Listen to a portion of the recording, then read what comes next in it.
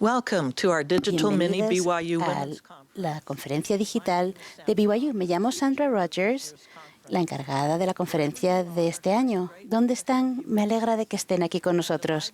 Me encanta presentarles a la discursante para esta sesión, Rosemary Thackeray. Rosemary hablará sobre el tema de que el Señor les conoce y sabe de ustedes. Rosemary es una profesora de Brigham Young Universidad y sirve como asistente al presidente para planificación. Tiene títulos de la Universidad de Utah State y de la Universidad de Utah. Se encarga en este momento como presidenta del STACA, de la Sociedad de Socorro, y anteriormente sirvió en las mujeres jóvenes. Es la tía preferida de 16 sobrinas y sobrinos, y les invito a que lean más acerca de la hermana Thackeray en la página de internet de la Conferencia de Mujeres. Apreciamos la preparación de Rosemary. Sabemos que van a disfrutar de su discurso. Me gusta reunirme con otras personas, lo llevo en mi ADN. A mis padres les gustaba congregar a las personas, reunirse con amigos y familiares, generalmente con comida en abundancia. A menudo hacíamos espacio para más personas alrededor de la mesa, entre ellas mi tío, que iba a almorzar cuando los hermanos trabajaban con el ganado, la cena de acción de gracias con pavo y todos los aderezos, incluidos los panecillos calientes y el pastel, se compartía con personas que no tenían familia ni a dónde ir. Por muchos años, todos los domingos por la noche venían amigos a comer helado casero y galletas de chocolate recién horneadas. Me ha encantado organizar cenas los domingos para los primos Thackeray mientras asistían a la Universidad Brigham Young e incluso después de graduarse. Al final de la comida posamos para tomar fotos serias y otras divertidas, como poner las manos a modo de cuernos de venado en la cabeza. Exhibo esas fotos en la pared de mi comedor bajo el rótulo "Los mejores recuerdos se hacen cuando estamos juntos alrededor de la mesa". A la mayoría nos gusta reunirnos. Una lección que aprendimos de la pandemia del COVID-19 es que la interacción humana es vital para nuestra salud mental y emocional. No ha sido fácil seguir las reglas de recluirnos en casa y protegernos, mantener una distancia de 1,5 metros de otras personas, saludarnos sin un abrazo o un apretón de manos y limitar las reuniones a los familiares inmediatos. Extrañamos el congregarnos los domingos en la capilla, participar en las ordenanzas del templo, para congregar a nuestros antepasados y reunirnos para celebrar bodas, funerales, cumpleaños, bautismos, etc. Una conocida parábola sobre las reuniones se encuentra en el Nuevo Testamento. Es la historia de la fiesta de bodas. El rey ha preparado una gran comida en honor al matrimonio de su hijo. Ha enviado invitaciones y la gente comienza a disculparse por no poder asistir. La comida está lista, ha llegado el momento de celebrar, pero no hay invitados. El rey envía a sus siervos a las calles para invitar a otras personas. En Apocalipsis 19, versículo 9, al hablar de ese evento, leemos: "Bienaventurados los que son llamados a la cena de las bodas del Cordero". Jesucristo, el Maestro que congrega, nos invita a ustedes y a mí a esta fiesta. Cristo se llama a sí mismo el Buen Pastor. Los pastores reúnen a sus ovejas en el redil. Jehová, el Señor del Antiguo Testamento, hizo convenio con el antiguo Israel de que reuniría a su pueblo. Hoy quisiera compartir 4 verdades que son útiles para responder a la invitación de Cristo de congregarnos con Él y aumentar nuestra capacidad de recoger al Israel disperso conforme preparamos al mundo para la segunda venida del Salvador. Verdad número 1, Él las conoce. Él las conoce y conoce su nombre. Él conoce a sus ovejas y las llama. Nos conoce a ustedes y a mí por nuestro nombre. En las Escrituras leemos de cuando Moisés, Enoc, Enos, José Smith y otros fueron llamados por sus nombres. Si el Señor conocía a esas personas por sus nombres, confiamos en que también nos conoce a nosotras. Él nos conoce individualmente, no colectivamente como un grupo de sus hijos. No nos conoce como yo conozco a los alumnos de mi clase o a las hermanas de la Sociedad de Socorro. Él conoce nuestros pensamientos más íntimos, nuestros deseos, sueños y desengaños. Él nos conoce individualmente, uno por uno. Sabe que me gusta el helado y conoce cuáles son mis sabores y marcas favoritos. Él sabe que preferiría dormir en un hotel en lugar de ir a acampar en las montañas, pero aún así fui al campamento de las mujeres jóvenes. Sabe que no tengo sentido de orientación y que me pierdo fácilmente. Sabe que a veces me aflige no haber tenido la oportunidad de ser esposa y madre. Cuando mi sobrino Justin tenía 5 años, a finales de un mes de agosto, comenzó a comportarse de un modo preocupante para mi hermana Laura y su esposo Mark. Por ejemplo, se le olvidó subir el cierre de la chaqueta, tropezaba al subir los escalones del autobús. Al ir a lavarse las manos decía que no podía ver el jabón y se enfermaba cada vez más sin ninguna razón obvia. Laura consultó al pediatra, pero el médico le dijo que Justin acababa de comenzar la escuela y que tal vez sentía ansiedad por tener que separarse de su madre. Un domingo por la tarde, a principios de octubre, la familia de Laura y yo visitamos a mis padres y por lo general Justin aceptaba con gusto mi invitación de ir al parque a jugar. Ese día no quiso hacerlo, dijo, quiero quedarme con mi mamá. Cuando estábamos almorzando, Justin tenía la mirada perdida. En la casa se percibía un sentimiento de tristeza. Laura, mamá y yo nos sentamos en el sofá de la sala disfrutando del sol que entraba por las ventanas para hablar con ternura sobre la situación de Justin, al tiempo que enjugábamos las lágrimas que nos corrían por las mejillas. A la mañana siguiente, cuando llegué al trabajo, tomé el teléfono y llamé a Laura. Aún recuerdo con exactitud el lugar donde me encontraba en mi oficina, en el edificio Richards, en el campus de la Universidad Brigham Young. Le dije, Laura, sé que tú eres su madre, pero creo que Justin tiene serios problemas. Con voz temblorosa, llena de emoción, respondió calladamente, lo sé. La animé a que llamara a Sandy, un pariente que era médico, que estaba a una hora de distancia de donde ella vivía, y sabía que Sandy le concertaría una cita a Justin. En unas horas, Justin fue al consultorio de Sandy, donde él le hizo un diagnóstico inmediato. Envió a Laura y a Justin al hospital local para que le hicieran escáneres cerebrales. Al día siguiente, a Justin lo examinaron 2 cirujanos en el hospital infantil en Salt Lake City y se suponía que uno de los cirujanos no estaría de guardia ese día, pero allí estaba. Y no por casualidad, era un experto en tumores cerebrales y conocía ese raro astrocitoma. El miércoles le insertaron a Justin un tubo para drenar el líquido acumulado y el viernes los cirujanos realizaron una cirugía que duró 8 horas para extirparle la mayor cantidad posible del tumor cerebral. Gracias a que Jesucristo nos conoce a ustedes y a mí, podemos confiar en que Él nos ayude. Él sabe la ayuda que necesitamos y cuándo sería el mejor momento de recibirla.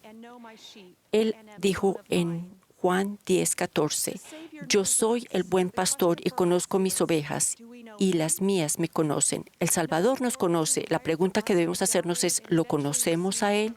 Sabemos que el Señor requiere que nos reúnan y que al final recibamos la vida eterna. El Salvador agregó, y si me conocen, saldrán y tendrán un lugar a mi diestra eternamente.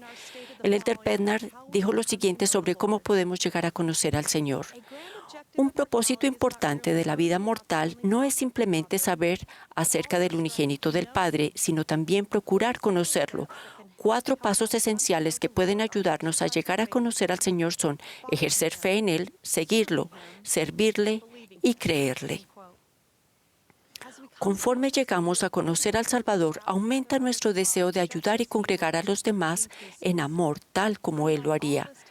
Invito a todos a considerar lo que podemos hacer para conocer al Salvador mejor de lo que lo conocemos hoy. Verdad número 2, Él las escucha. En el libro de Mormón, el Salvador mandó a los nefitas y nos manda a nosotras hoy día que siempre oremos al Padre en su nombre, es decir, el nombre de Jesucristo. El elder David L. Frischneck compartió lo siguiente sobre el milagro de la oración. Él dijo, si bien debemos orar todos los días constantemente, no hay nada ordinario o automático, ni formulista o común sobre la oración. Cada vez que oramos al Padre con sinceridad en el nombre del Señor, ocurre un milagro sagrado y único. Y el milagro no es solo que encontraron las llaves perdidas del auto o que recordaron la respuesta correcta en el examen o que recibieron la respuesta a una pregunta urgente en su vida, aunque esos milagros serían algo que recordarían. El milagro es que de verdad hablaron con Dios y que Él de hecho les escuchó y les respondió.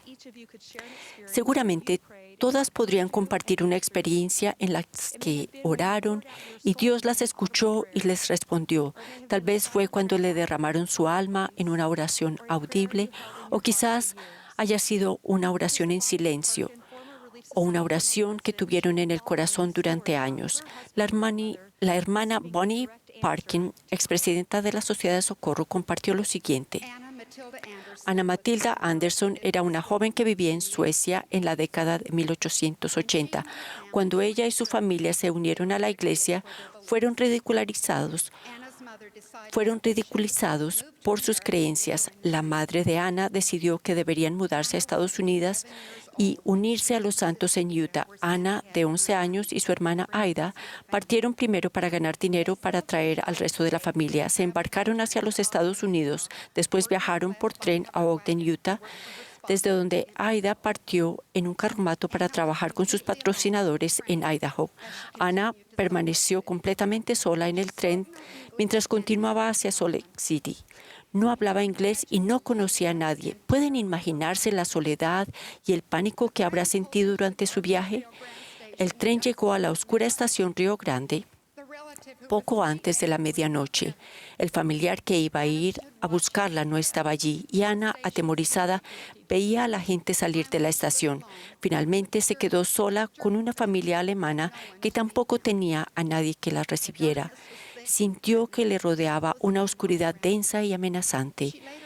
Más adelante relató: comencé a llorar y pensé en las últimas palabras que mi madre me había dicho.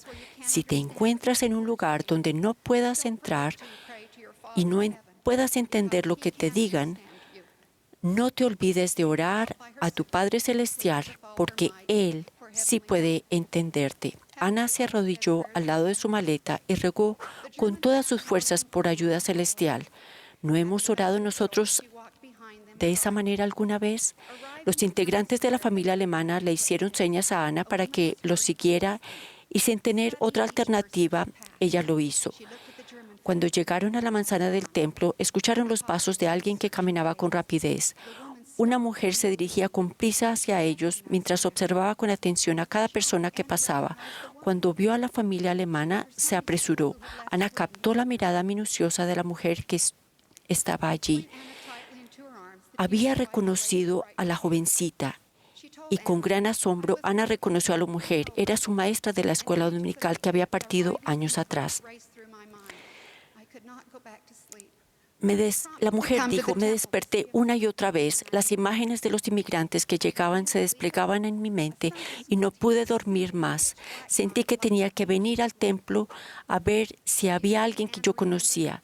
¿Pueden creerlo? Una maestra de la escuela dominical enviada en aquella noche como ángel de luz. Ana expresó: mi Padre Celestial hizo mucho más que responder a mis oraciones. Ahora vuelvo a la historia de Justin. Al volver de casa de mis padres esa noche de octubre, reflexionando en la situación de Justin, tuve una clara impresión. La impresión fue esta: o creía que cuando oré Dios escuchó y contestó mis oraciones, o que no lo hizo. El tiempo para desarrollar la fe ya había pasado. Durante los siguientes días, oramos fielmente por la salud y la recuperación de Justin. Oramos, suplicamos y esperamos en el Señor. Hoy Justin es un joven sano, feliz, talentoso y amable. Su vida es un verdadero milagro. Él nos recuerda que el Padre Celestial y Jesucristo se ocupan de los detalles de nuestra vida. Ellos estaban y están al tanto de Justin y su situación. Sabían por lo que estaba pasando y la asistencia médica que necesitaba en el momento preciso y quién podría proporcionar dicha ayuda. Dios nos escucha cuando oramos. La pregunta que nos hacemos es: ¿escuchamos y conocemos la voz del buen pastor? La capacidad de escuchar la voz del Señor nos indica que somos sus discípulas. Después de que el pueblo del rey Benjamín hizo el convenio de tomar sobre sí el nombre de Cristo y obedecer sus mandamientos, el rey Benjamín los exhortó a conocer y a escuchar la voz por la cual fueron llamados. Conforme aumentemos nuestra capacidad de escuchar la voz de Jesucristo, recibiremos impresiones sobre la mejor forma de servir a los demás. Un día en la capilla, mi amiga Catherine recibió la impresión de llevar una comida a una hermana que estaba sentada unas filas más adelante. Catherine se acercó a la mujer y le ofreció los servicios. La mujer indicó que esa semana se iban a mudar y le agradecerían mucho la comida. Durante la conversación, Catherine preguntó si la madre de la mujer les iba a ayudar con el trasteo, pero la mujer le dijo que hacía poco su madre había fallecido. Entonces Catherine recibió una impresión del Espíritu. La madre de esa mujer era la que pedía que por favor alguien ayudara a su hija. Catherine respondió a una sutil impresión y ayudó a una hermana a sentir el amor de Cristo. Tiempo después, Catherine oró una mañana para sentir la presencia de su madre ya fallecida y reconocer su influencia. Ese día una vecina llegó a la puerta con un recipiente de panecillos dulces, tal como los que hacía su madre. Escuchar la voz del buen pastor le permite a Cristo recogernos y que nosotras congreguemos a los demás a salvo en Él. El presidente Nelson dijo lo siguiente: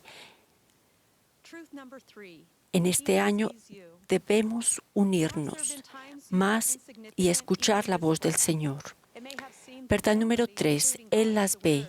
Quizás ha habido momentos en que se sintieron insignificantes.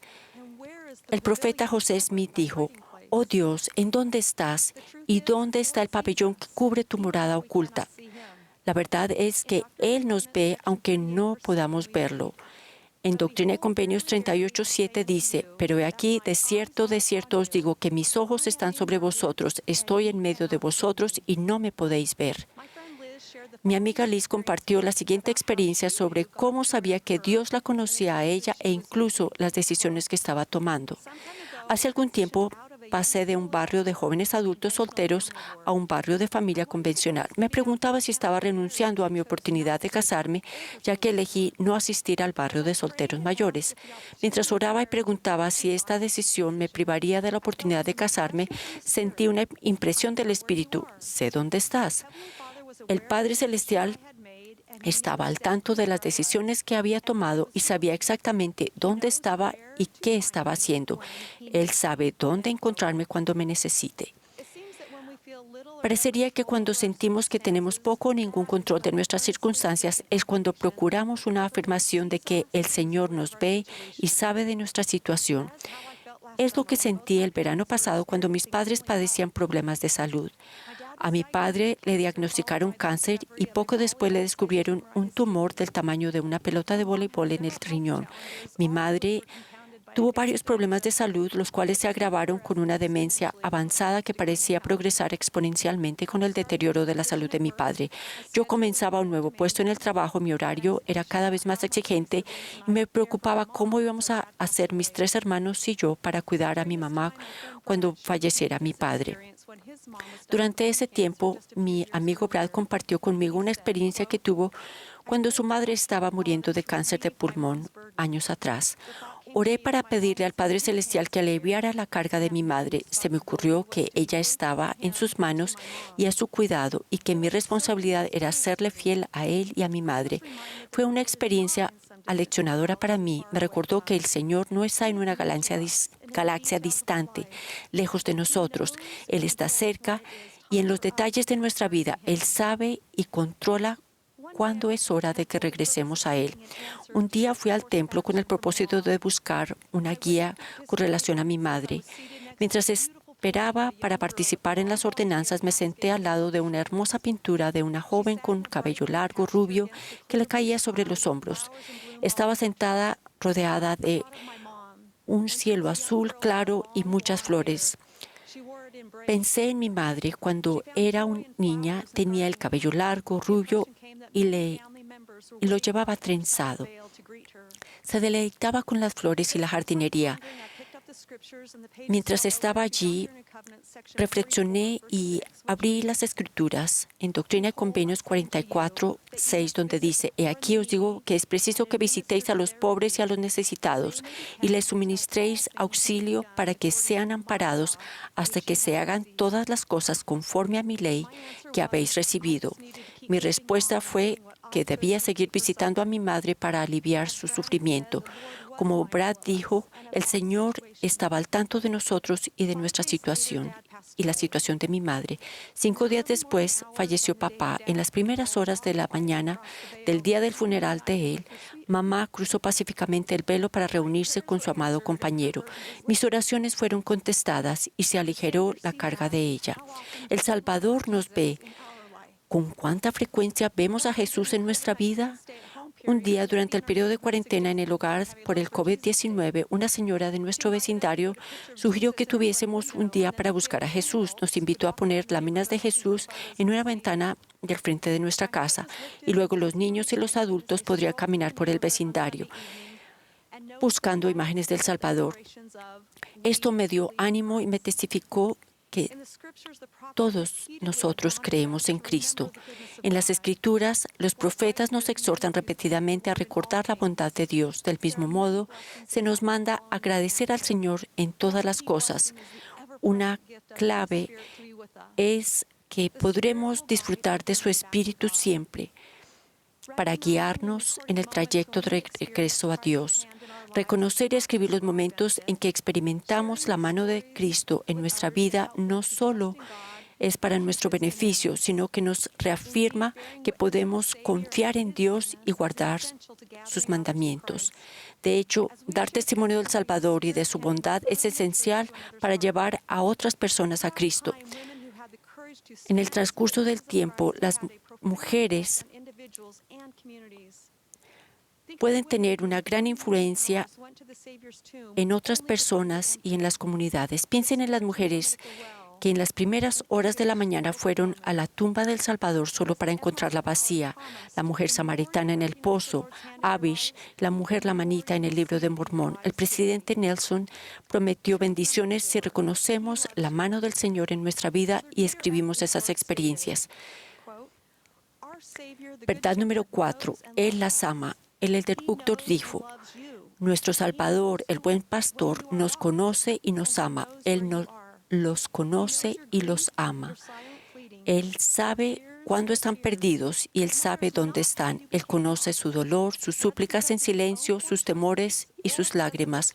No importa cómo se hayan perdido, ya sea debido a sus propias malas elecciones o debido a circunstancias más allá de su control. Lo que importa es que ustedes son sus hijos y Él los ama. Mi colega Jeff compartió lo siguiente sobre su hija Caroline. Caroline tenía serias dificultades. A veces, con frecuencia, Caroline se pone triste, llora y llora, y ni nosotros ni los médicos podemos determinar qué le pasa. Solo tenemos que esperar y orar. Caroline a menudo está triste y hace ruido en la capilla, o a veces está feliz, pero de todos modos no hay manera de calmarla. La llevamos al vestíbulo de la capilla, donde la empujamos en su silla para tranquilizarla con el movimiento. Y ahora el resto de la historia con las palabras de Jeff. Un domingo, hace un par de años, llegué a la capilla empujando a Caroline, que se sentía muy triste y pensaba que solo nos quedaríamos para la Santa Cena. Mientras caminaba por el vestíbulo, ella seguía triste. Me preguntaba si alcanzaríamos a quedarnos para la Santa Cena. Mis esfuerzos por consolarla parecían en vano y el llanto de Caroline ciertamente molestaba a los demás. Entonces comenzó el himno sacramental y Caroline se calmó un momento cuando comencé a cantar. De pronto se puso inquieta, así que me acerqué y le canté. Ella se calmó y escuchó. El himno sacramental ese día fue Mansos reverentes hoy, que fue escrito como si el Salvador estuviera cantando. Yo estaba concentrado en Caroline y no en el himno, hasta que llegamos a la cuarta estrofa y estas fueron las palabras que le canté a mi hija. Cual amigo os amé con un infinito amor. Miré en ese momento los grandes ojos azules de Caroline y sentí profundamente la verdad tierna y personal de esas palabras para mi hija. Jesucristo, el Redentor del mundo, ama a Caroline con un infinito amor. Incluso allí en el vestíbulo, en su estado menos que ideal, Caroline recibe amor. Cuando está triste o dolorida, cuando sus padres no tienen ni idea de qué le pasa y no pueden consolarla, hay alguien que es su amigo eterno, que sabe cómo se siente y cómo ayudarla. El corolario es también cierto. Jesús es amigo mío y Él es su amigo. Él conoce mis debilidades, incluso mis flaquezas de fe, y conoce las de ustedes. Él nos ama no a pesar de esas flaquezas, sino con una comprensión plena y compasiva de ellas. Nos ama en el crisol de nuestro espíritu, porque Él ha sentido lo que sentimos, nuestra duda y desánimo, así como nuestro pecado y tristeza. El Salvador nos ama. ¿Lo amamos a Él? Si amamos a Dios con todo nuestro poder, mente y fuerza, se nos promete que su gracia es suficiente para nosotros.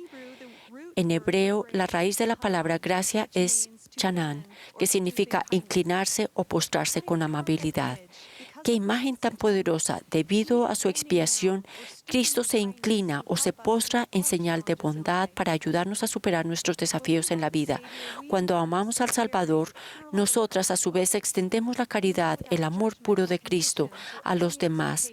Amamos sin juzgar, sin condiciones ni expectativas de amor a cambio. El Elder Holland sugirió que un día daremos un informe individual sobre nuestro amor por Dios.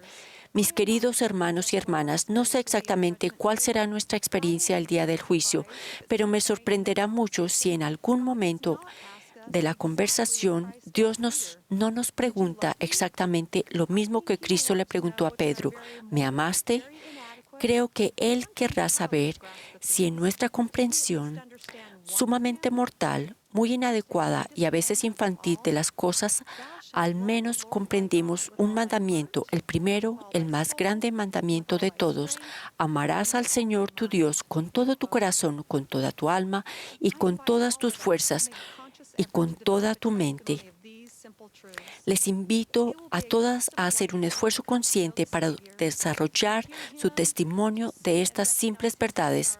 Será la búsqueda de toda nuestra vida para llegar a conocer al Salvador, escucharlo, ver y reconocer su mano en nuestra vida y demostrar nuestro amor por Él. Tener una convicción en lo profundo del corazón de que el Señor nos conoce, nos ve, nos escucha y nos ama, cambiará nuestra vida. No nos dejaremos influenciar por las opiniones y filosofías del mundo. Nuestra obra es responder a la invitación para ayudar a recoger a Israel disperso y prepararnos para la segunda venida del Salvador. El presidente Russell Nelson ha indicado: ese recogimiento es el desafío más grande, la causa más sublime, la obra más grandiosa de la tierra hoy en día.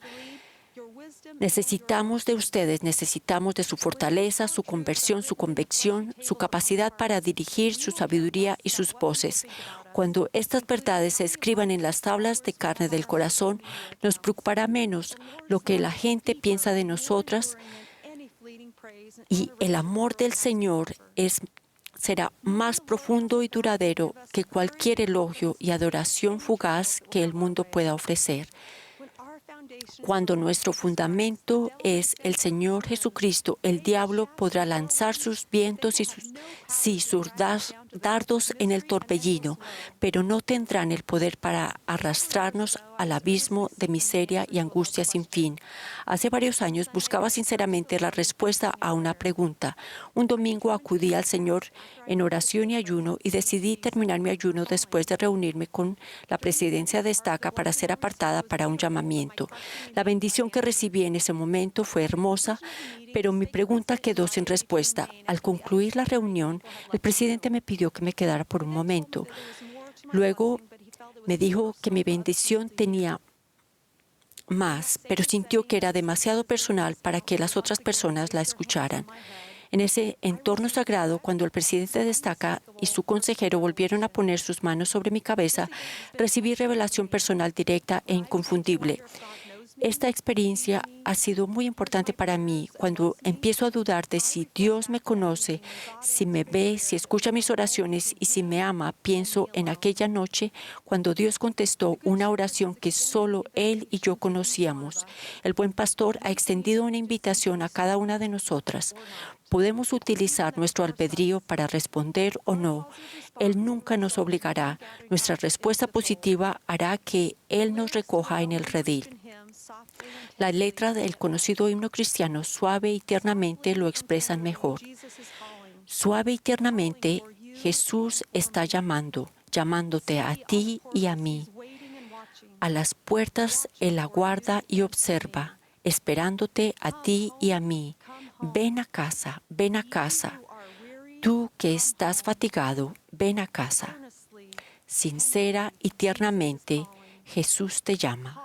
Ven a casa, ven a casa. Con gozo testifico de estas verdades. Sé que el Padre Celestial y Jesucristo viven. Se preocupan por ustedes y por mí. Ellos están en los detalles de nuestra vida. En el nombre de Jesucristo. Amén.